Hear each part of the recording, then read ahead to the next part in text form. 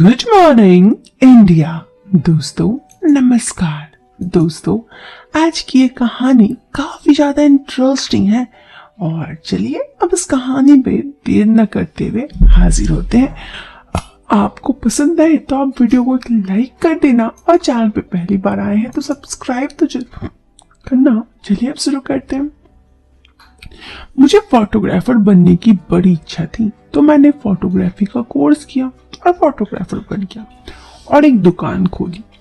धीरे धीरे दुकान में काम आने लगे लेकिन मेरा मन उसमें नहीं लगता क्योंकि कुछ ऐसा इंटरेस्टिंग सा काम नहीं होता, इसलिए मेरे काम से मुझे उगने लगा। तभी मैंने एक दिन न्यूज़पेपर में विज्ञापन देखा जिसे एक फर्म में काम करने के लिए लड़के लड़कियों की डिमांड थी और उनके हिसाब से उन लोगों के लिए सुनहरा अवसर था। अब मेरे दिमाग में आइडिया आया और मैंने भी विज्ञापन दे दिया जिसमें लिखा था फिल्म में काम पाने के लिए पोर्टफोलियो की जरूरत होती है और पोर्टफोलियो बनाने का एक्सपर्ट हूँ। एक सप्ताह तक ये विज्ञापन आता रहा लेकिन रिजल्ट शून्य ही रहा। ना तो कोई लड़की ना तो कोई लड़का ही पोर्टफोलियो बनवाने आया। मुझे लगा कि फर्जी चीज ही होती है, इसका कोई फायदा नहीं हुआ। खैर कुछ दिन बीत गए और कोई नहीं आया लेकिन रेगुलर कस्टमर आते रहते थे। मुझे याद है वो शनिवार का दिन था, दुकान में कस्टमर भी ज्यादा थे। तभी एक पतली दुबली और सांवली लड़की मेरे दुकान पे आई और मुझसे बोली, सुनिए। जब मेरा ध्यान उसकी तरफ गया तो मैं देखते रह गया। नैन नर्स के काफी खूबसूरत थे, बड़ी भूरी आंखें, लंबी नुकीली नाक, वो किसी अप्सरा से कम नहीं लग रही थी।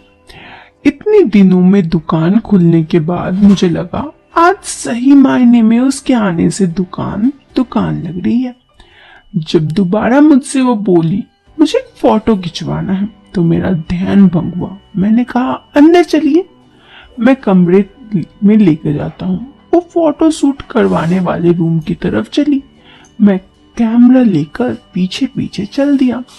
हम लोग अंदर पहुंचे तो मैंने उससे पूछा पासपोर्ट फोटो कितनी बनानी है, तो वो बोली बाहर इतने लोग थे मैं आपको बता नहीं पाई, मैं पासपोर्ट फोटो नहीं बनवाने आई हूँ। इतना कहकर उसने एक अखबार निकाला और बोली जो आपने ऐड दिया था उसी सिलसिले में आई हूँ, फिल्म के लिए पोर्टफोलियो बनाने के लिए। मुझे कुछ अच्छी फोटोज और अच्छी पोज में फोटोज चाहिए ताकि मैं डायरेक्टर को भेज सकूं। मैंने कहा ठीक है, मैं आपकी कुछ अच्छी पोजेज में फोटो खींच दूंगा, पर मेरी एक बात बुरा मत मानिएगा तो मैं बोलूं। वो बोली हाँ बोलिए ना। जी पोर्टफोलियो में हर तरह की फोटोज होती हैं। वो बोली मतलब? उसका मतलब का जवाब मैंने एक एल्बम निकाला और कुछ फोटोज दी। मतलब कि कुछ फोटोज तो स्टाइलिश होंगे तो कुछ थोड़े अलग कपड़ों में होंगे ऐसे। और अगर कोई डायरेक्टर आपको सिलेक्ट करता है तो जो फोटो आपको भेजनी है उस तरह तो वो आपको वो देखता है और इन सब चीजों में करीब 3,000 रुपए खर्च आएंगे। मैंने उसे सब कुछ बता दिया। फिर वो बोली लेकिन उसे मेरी ऐसे फोटोज क्यों देखने होंगे? मैंने कहा किसी को हीरोइन बनने के लिए पहले तो वो फोटोज से उसको फिगर देखता है कि वो हीरोइन बनने के काबिल है या नहीं। लेकिन 3,000 बहुत महंगा है मेरे लिए और केवल फोटोज खिंचवाने के लिए 3,000। मैं समझ गया, लड़की जाल में फंस गई। मैंने कहा केवल फोटोज के लिए नहीं, फोटोज के साथ साथ जो एल्बम आपने देखा वो सभी कॉस्ट्यूम भी होंगे और 4-5 घंटे का समय लगेगा। इतना कहकर मैं चुप हो गया और उसकी ओर देखने लगा।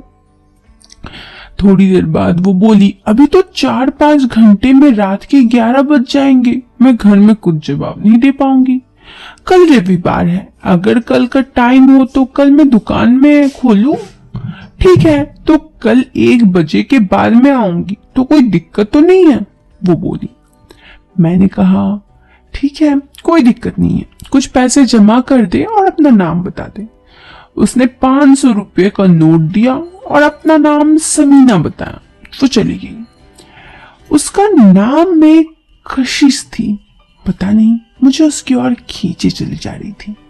मैं दुकान बंद करके खाना खाकर उसके ख्यालों में खो गया और मेरे ख्यालों में भी मैं उसी के सपने देख रहा था। खैर पता नहीं सपने देखते देखते कब सुबह हो गई। सुबह 12 बजे मैं दुकान पहुंचा, दुकान खोली और आधे घंटे बाद समीना आई। थोड़ा मेकअप करके आई थी, भला से खूबसूरत लग रही थी।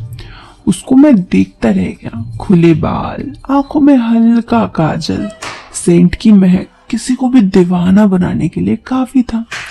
वो मेरे पास आई और बोली, ऐसे क्या देख रहे हैं? मैंने कहा, देख नहीं रहा, ऊपर वाले को धन्यवाद दे रहा हूँ कि सुबह सुबह हुस्न की परी का दीदार करा दिया। वो खिलखिलाकर हंसी और बोली, तो आपको मैं हुस्न की परी दिख रही हूँ? मैंने कहा, नहीं, खैर क्या ही बोलूं।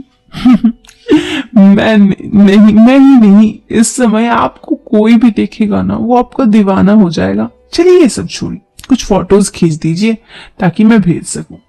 मैं आपको एक बार फिर आग्रह करता हूँ, आपको जो फोटो शूट करवाओगी तो खुले दिमाग से करवाना और शर्म वगैरह झिझक नहीं होनी चाहिए, क्योंकि आपको जैसे जैसे फोटो शूट करवाते होंगे वैसे कपड़े भी होंगे, इसलिए सोच लो, नहीं तो फोटो शूट के बीच में ये मुझसे नहीं होगा मत कहना। मैंने एक तरह से उसे चेतावनी दे दी। बस ये देखना था कि वो हाँ बोलती है नहीं।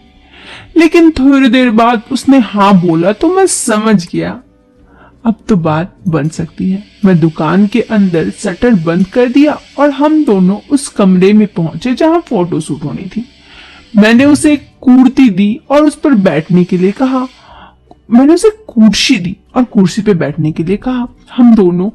हम दोनों हथेलियों को आपस में जोड़कर आराम से बैठने के लिए कहा। 2-4 कोशिश के बाद उसकी एक खूबसूरत सी फोटो आई।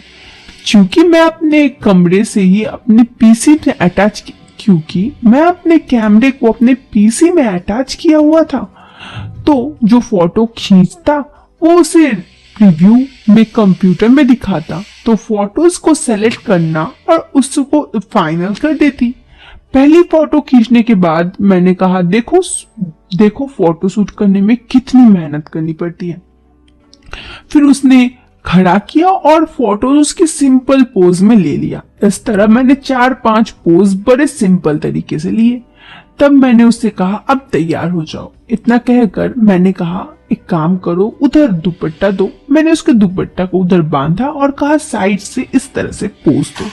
उस स्टाइल में 1-2 पोज खींचने के बाद समीना को बोला, अब तुम बिल्कुल सीधी हो जाओ, ठीक है, और फोटोज खींचो। इतना बोलकर वो थोड़ी शर्मा रही थी। मैंने उससे बोला, मैंने पहले ही कहा था शर्माओ मत।